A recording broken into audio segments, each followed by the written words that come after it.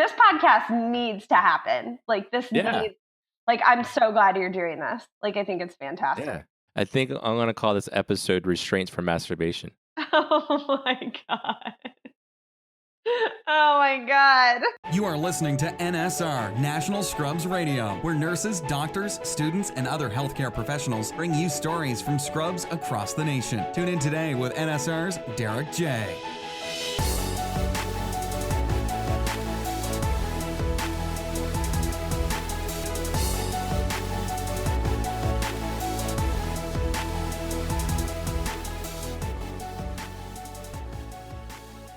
Hello, everyone. Thank you for listening to NSR, that's National Scrubs Radio. This is Derek J., your host. My guest today, her name is Danielle. She is the writer, creator, founder of Nurse Abnormalities. She's an awesome blogger, has a great Instagram. And you might be saying, what in the heck is up with the podcast title? Soft Restraints for Hard Masturbation. Well, you just have to listen to this podcast to figure that out, because we go over some gross nursing stories. And Danielle also goes about her time in nursing and how this led to the genesis of Nurse Abnormalities. And she also gives some great DNP advice if you're looking to go that route in nursing. Here's Danielle. Welcome to NSR. This is your host, Derek J. My guest today, her name is Danielle. She is the writer and founder of Nurse Abnormalities. Welcome to the show, Danielle. How are you doing? Hello, I'm great. How are you? I'm doing great, because before we hit the record button today, we were talking about some stories, and you were dying to tell me about some gross nursing stories. I'm waiting to hear them. I don't know that I was dying to tell you about gross nursing stories, but I was dying to hear them. Put it that way. Okay, yeah. We all have them. Yes, we're all adults here. Yeah, we definitely are. And I think if you've been a nurse or been in healthcare for a week, you can come up with something grosser than you've ever seen before you ever started working. But I have like a solid top 10 list of stories. Forget 7, 8, 9, 10. I want to hear like the top 3. Just go straight for it. Okay, well, my favorite one, I was working in cardiac ICU a few years ago. We used to get overflow patients all the time and a lot of drug overdoses. Absolutely. As always, yeah. We never figured out what this lady was on, but she was just chronically masturbating all night long, all night long. And of course, like, as you know, in the hospital, it's very bad. And we should not be walking past patients' rooms and staring at them masturbating. But you have this moment where you're like, oh my God. How did you do vitals? Like, I'm just curious. How did you do blood pressure? She was just connected to the monitor. I mean, she was moving a lot. Like, we had her, like, she was on like cardiac tele and had her blood pressure cuff. She didn't have an art line or anything like that, but Was she tacky? Yeah, she was. I'm sure. I don't remember that at all. Just all curious, I know is, we had cameras in these rooms too. Sepsis protocol goes off, but yeah, right. He was going at it. Right, and so we were watching on the cameras. It was night shift, so like obviously like you're kind of like sometimes getting those lulls where you're just sitting around and like somebody was like, oh my God, like what's your patient doing? I was like, I don't know. And we went in there and she is just just hitting it hard.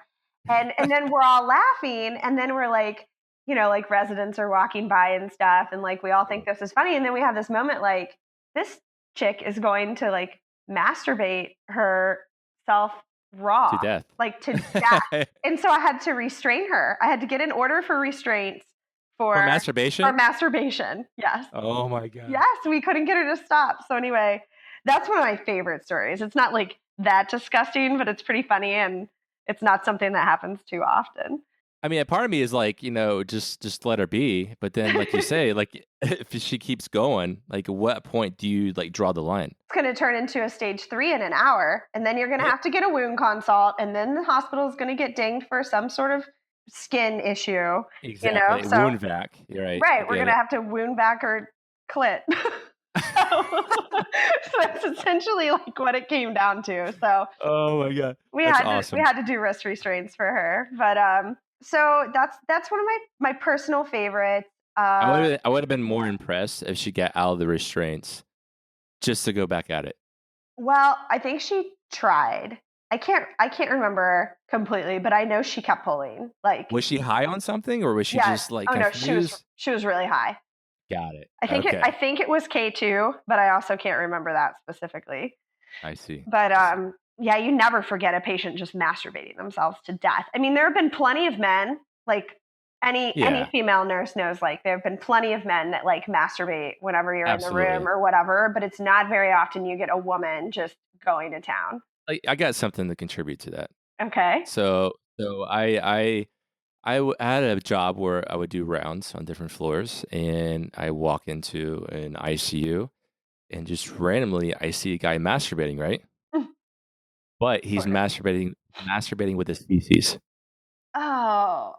Yes, Oh. yes. God. Talking about like that's an image to this day that I will never Oh, ever that makes be able me to get out of my sick. That is so disgusting. That's really bad. Yep, and stage liver disease, with the lactulose and Oh stuff, and yeah. the guy was just going at it. I'm like, oh my god. I've So never seen that. I mean, yeah. I've seen the poop show from Lactulose, but I have never seen anybody masturbate with it. Like, I don't know. Like I don't. I try not to think about it. You know what I mean? And of course, this is not conversation that we have over dinner unless you're nurses. But Right, of course. yeah.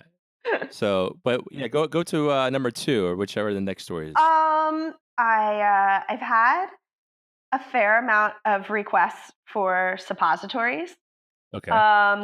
I think this is normal. I think this is like an unspoken thing from nurses. I like some nurses are like, oh, like that patient requested a suppository for me, and I'm not going to do it or whatever. Well, I work in an ICU, and most of the time, not most of the time, but a lot of times, patients are on their last leg, and Right. there are these moments where it comes into my head, like, man, if this person just wants one suppository before they die, I'm cool with that. Like, I can give you a suppository. Like, I'll give you that Right. aspirin suppository, even if you can Yeah. swallow. But I did when I was in nursing school and was doing clinicals on an ortho floor. We had a patient that, I was like a baby nurse, and like my eyes were wide, and I was scared of everything. And I remember the nurse that I was working with for the day was like, "Have you ever given a suppository before?" And I said, "No, I haven't." And she's like, "Well, do you want to?" And I'm like, "I guess. Like, how do you do it?" And she's like, "Just, have the patient like just stick it in there and aim for the belly button," was what she told me. And so I was That's what she like, said. "Yeah." So she How far said, did you go in? "No." So she said, "This guy Like, is are you like." touching that belly button? Well, that's, like I had no idea what I was doing, like just no idea. And then she goes, "This guy's super nice. He just hasn't had a bowel movement for a few days." And so this patient ended up being a retired NFL football player. So if you can Okay. imagine, like 6'7", 350, Right. like just a huge guy. And I'm this Right. little baby nursing student that's scared of the world with my Docusate or whatever the suppository is to make you poop. Magic And bullet. the Right. magic bullet, essentially. And I have like my little cup of lube and whatever. And I walk in the door, and he is on all fours on the bed with his ass like in my face and his balls Right. hanging down, like Yeah. just sitting there. Like, but I hadn't even said anything yet. He was just waiting for me.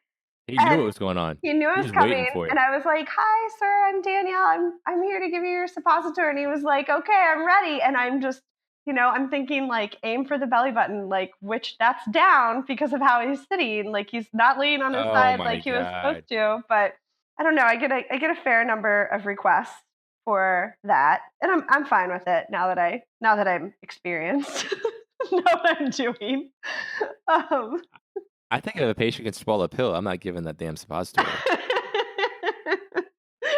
That's a weird request. Can you give me a suppository? And they're like eating food, and I'm like, hell no, I'm not giving you a suppository. That's just weird. Why do they But ask all the time? They ask all the time. really, It's a thing. It's seriously a thing. Yeah. man, I've only been asked to give a suppository from like people that are older that know their body very well.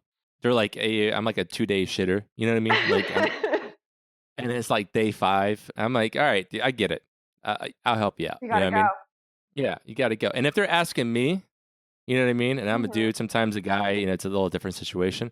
I'm like, this person actually needs it. You know what I mean? Yeah. But if someone is like could swallow pills, they ain't happening. That is not happening. Well, that must be the difference between male and females.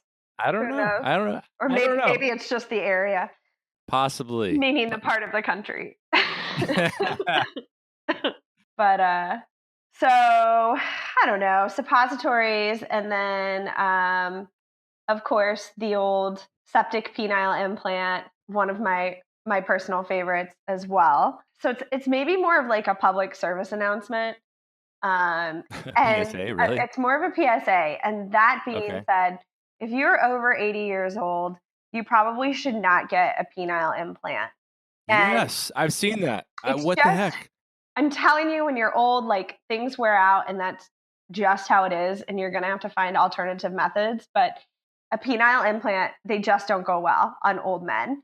Right. And I have taken care, well, like I never even knew what they were until I became a nurse. And Right. like I had seen a few and whatever. Is it like the pump up one? Is it like the pump up where you just like push in the skin?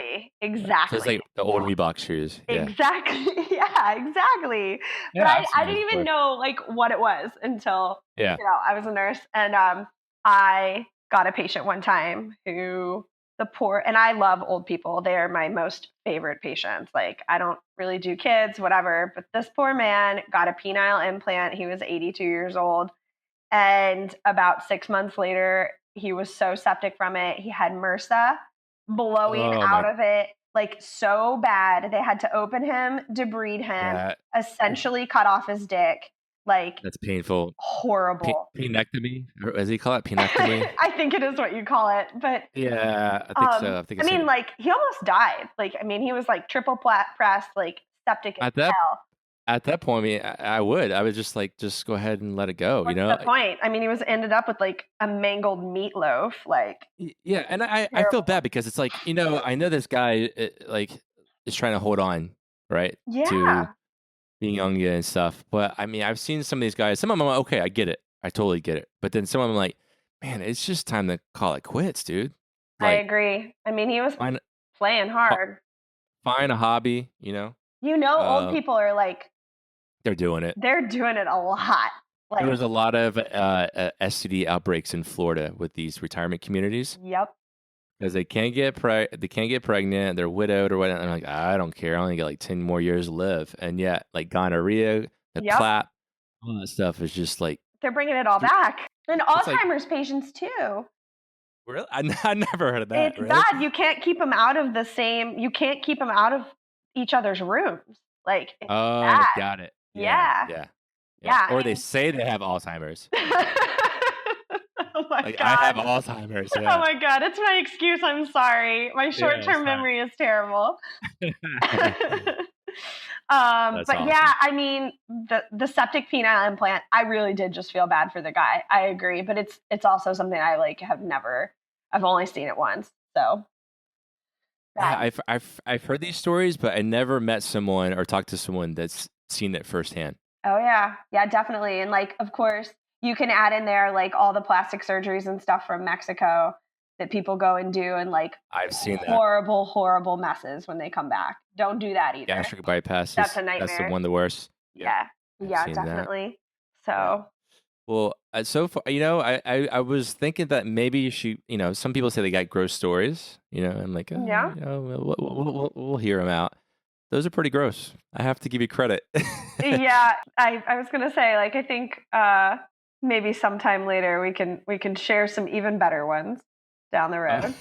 But I'll be waiting for them. That's for sure. Yeah, that's all I'm brave enough to share now. Well, I want you to share about how you got to being the writer and the creator, founder, whatever you want to call your title, for Nurse Abnormalities. How'd you get started with that? Well, I basically kind of went into nursing in an unconventional way. It was my second career also, like you. I did grow up in a medical family, but I had this like Grey's Anatomy perception. It's the worst. It really was the worst. I look back and I just think like I was so ignorant, like so ignorant. I had no clue what happened in a hospital and like what nurses did. I had really no clue what doctors did. Right. I just had this like very clouded perception. So when I ended up going back to nursing school, I still like kind of had an attitude. I was not into it at all. I just wanted to get through and like be done with it so I could get a job and whatever. And finally, when I got to my ICU clinicals, I was like, this is pretty cool. And I met these amazing nurses, and I did work a tech job where I was like, man, these nurses are awesome. Like, this is awesome. Like I started to get excited about it. And yeah, once I started working, I basically I guess it really hit me when I started working in a smaller hospital system. I started in a university system, but when I was in a smaller hospital system, I saw these nurses like single-handedly save patients' lives. And if it weren't for them, people would be dead. And it was just simply because the hospitals didn't have the resources in there. I mean, you had no safety net. Like, you were the safety net. And I didn't realize how valuable those learning experiences were until I was doing it myself. And sometimes the biggest, fanciest places have great nurses, and that's probably how it should be, with countless safety nets and help and stuff, but it's not always like that everywhere. And so whenever I just saw like how incredible these nurses were, I was like, people need to know these things. Like, one, these nurses are like incredible people, genuine, kind, smart, like this big ball of like just everything awesome rolled into one. I like to think resilient. Resilient, big time. I mean, because the things that are thrown at us, you know what I mean? Like, it's just, how do you deal and cope with that?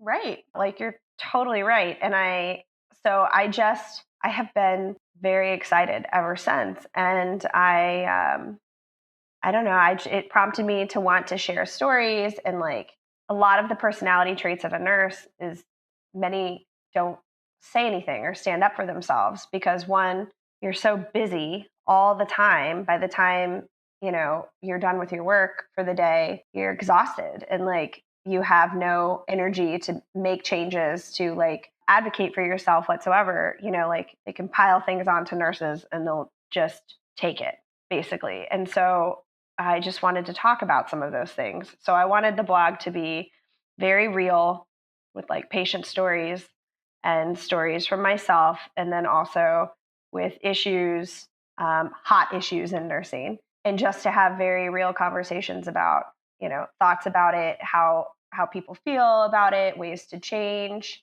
and make it better. And then also just a way to like praise how incredible I think nurses are, and how I think hospitals, I mean, they could not run without them, hands down. Absolutely. And what I like about your blog, because I've gone through it, and you're just blunt. Like, you know what I mean? I am, yeah. You're a great writer. I'm like a bullet point kind of guy, but you're like, even like, I'm not a writer myself. So when I'm reading it, I actually read the whole damn thing, and I'm like, yeah, this is what we're thinking. Like people will say, like, they'll fluff it up, or they'll try to give the best PC answer or whatnot, but you're blunt, real, raw, and it's awesome. Like, I think that's why you have such a great Instagram following too, and everyone that's listening should follow her on Instagram at Nurse Abnormalities. But it's just that, you give a voice to a lot of nurses that don't have that voice. Do you ever feel that way? Yeah, actually, I think that's what I was trying to say, but you said it so much better than I did. And I have to be careful, because in no way is my intention ever to criticize. I have worked with so many nurses that are so much better than I am. I think I just recognize that I like to write, and I like to tell people the way that I see things are happening, and I'm prepared to reap the consequences for it if I have to. I mean, my bluntness obviously has gotten me into trouble at times, but in general, it's been a benefit. So I have no problem speaking for people who don't want to speak, or don't have the energy, or can't risk something happening to them or whatever. Yeah, I feel like a lot of nurses, they feel like they can't be themselves. Right. And that's what this podcast is about. Like, you were just talking about, restraints from masturbation, right? Yeah. And yeah. It just sends a light bulb in our head. We're like laughing, but that's the real thing. And when can you talk about that? I mean, we talk about it in our circles, but it's great to know that there are other people dealing, some of the same shit that we deal with. Yeah, definitely. definitely. And I think many of the systems that we work in, correct me if I'm wrong, or maybe it's just the world that we live in, it's much harder to just be yourself and even figure out who yourself is, because there's constantly somebody telling you be something else. And Yep. so when you can't be yourself, problems definitely arise. I've had such good feedback most of the time from people that it keeps making me want to do it more. So yeah, one of the parts of your blog is a title called Letters from an ICU Nurse, and you have letters from your experiences with patients. Are there any ones that stand out more than the others, or one that you want to talk about? Yeah, I hate to say that that's my favorite part of the blog, but it might be. It definitely might be. Why is that? So those posts are mostly, the patients that you actually remember are typically very, very special, because you see so many to carry them around with you all the time. They had to have really affected your life. When people ask me about this, I tend to say, maybe at that time in my life, I was looking for something. Like I was looking for some type of reason to clarify why I was going through what I was going through, or, like a meaning of something. Like a meaning. Yeah, exactly. Yeah. So maybe I displaced my own issues onto these patients, or I made formulated reason or something.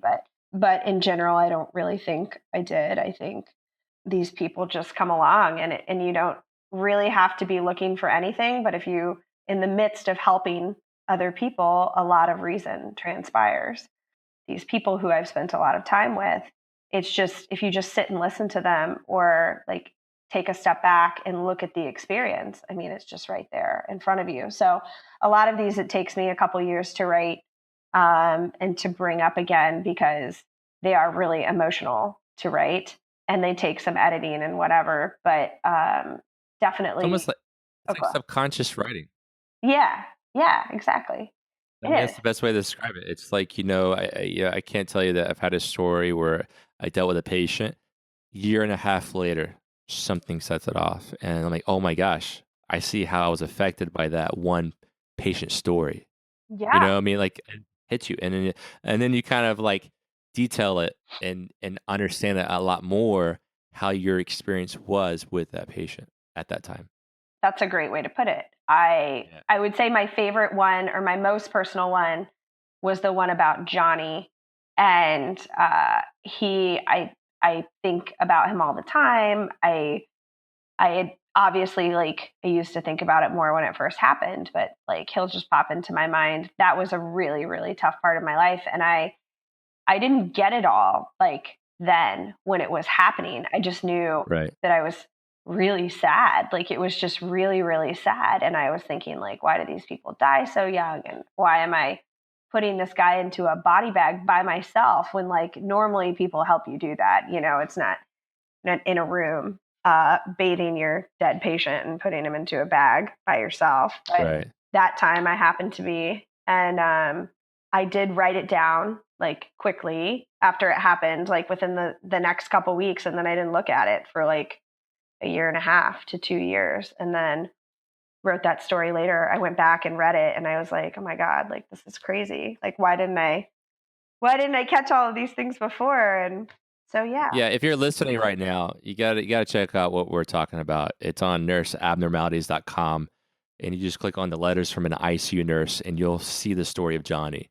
And it's really in detail. It's great. I loved reading it. I can see how it impacted you. I mean, you can feel, the thing is, you can feel the emotion through the words when you write these stories. Oh, thanks. Yeah, absolutely. I'm not joking. Yeah, it's like I feel that. Yeah, well, thank you. Are you blushing? You sound like you're blushing. It's making me very shy. I'm not a particularly shy person, but that's making me shy.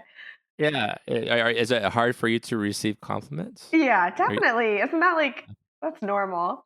Yeah, for some people. Some people like, bathe in compliments, I feel like, but that's a different story. I'm just one of the ones that likes to push them away, but I want them anyway. Got it. No, don't say that. No. Okay, say it again. No. Were you being serious?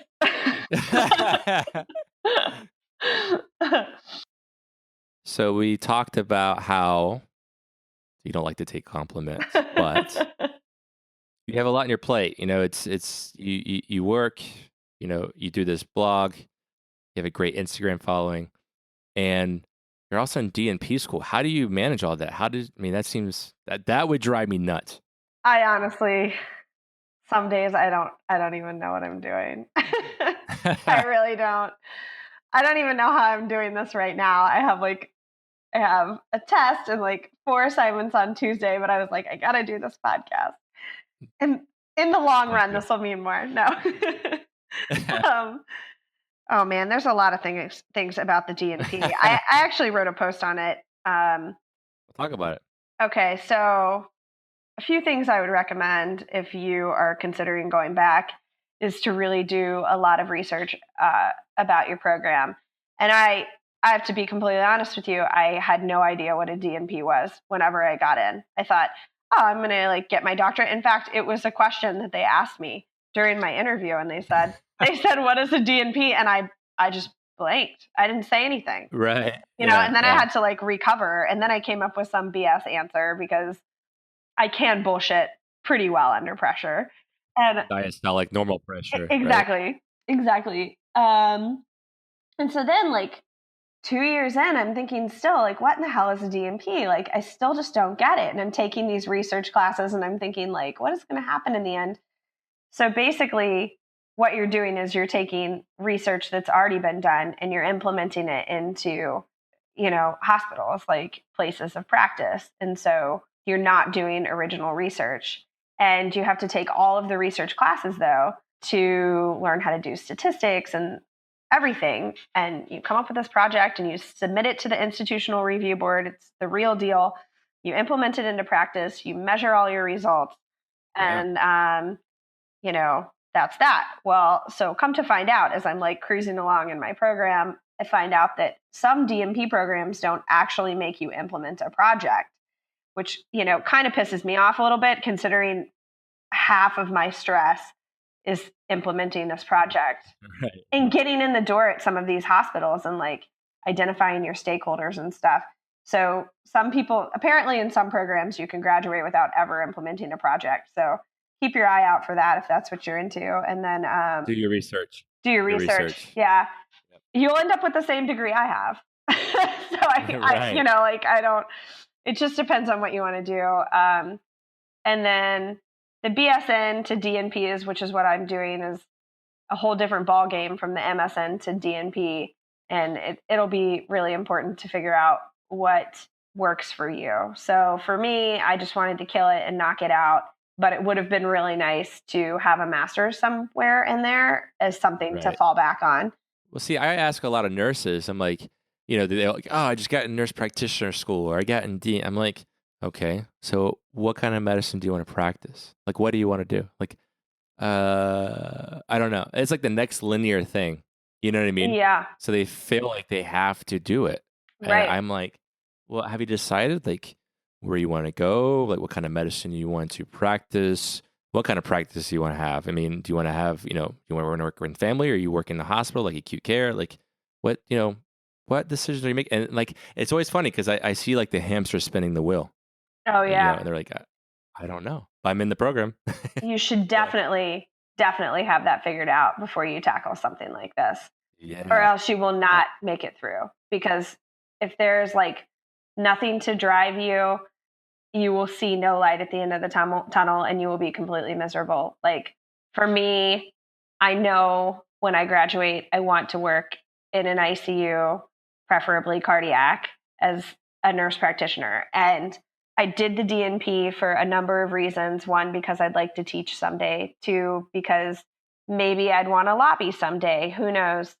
Right. Three, I wanted a terminal degree, so I didn't feel like I ever had to go back again. There have been a lot of benefits to it. I'm definitely not one of those nurses that's graduating for the sake of calling myself doctor. I'm not into that at all. Lots of people have doctorates. This is just another cohort getting a doctorate, pharmacist, physical therapist. Everybody's getting doctorates now. I don't compare myself with a physician, with an MD.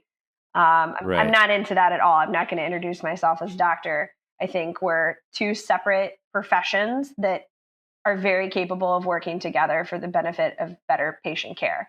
So absolutely, I'm not into that at all. But I did it as like a it's personal growth, and absolutely, yeah. There's a lot you can do with it. So I would recommend it, but take whatever route you want to get there. I mean, there are plenty of different ways. How far in are you right now in the program? I have 11 months to go. I've been going it's a 4-year program total. So good luck with that. I have 11 months. Oh my God. I graduated in May 2018 and I could almost like shed a tear right now. Yeah. So I'm really excited, and then who knows what the heck I'll do. I have no clue. I mean, I'll find a job somewhere, but I don't know where I'll go. Right. Yeah. So, But regarding the DNP, that's what I have to say about that. I just had you ever see the movie Forrest Gump? Forrest Gump, it's one of my favorite movies of all time. That's probably where I just got that from. Yeah, that's what I was thinking about. I was like, that's all I got to say about that. That's right. It's one of my favorite movies. That's hilarious. Well, Danielle, you've been a great guest. I appreciate you coming on to NSR National Scrubs Radio and sharing about yourself, about Nurse Abnormalities. So how do we follow you on your social media? So I'm most active on my Instagram account at Nurse Abnormalities. And then I try and post as much as possible on my blog, which is www.nurseabnormalities.com. And then my Facebook page is pretty active. I also have a Pinterest and Twitter account, but I'm trying to get it going. It's not as big yet. So yeah. If you're a nurse or just listening to this, follow her. Do it. Just do it. Follow this. Well, I appreciate you coming. That's NSR National Scrubs Radio. Thank you for coming on the show, Danielle. You're welcome back anytime, and hopefully you'll check back in and maybe you can give us an update next time. I'd love to. All right. Thank you. Thanks so much. Thank you so much for listening to NSR, National Scrubs Radio, with your host, Derek J. For more great content and to stay up to date, visit Facebook and Twitter at Nat Scrubs Radio. We'll catch you next time.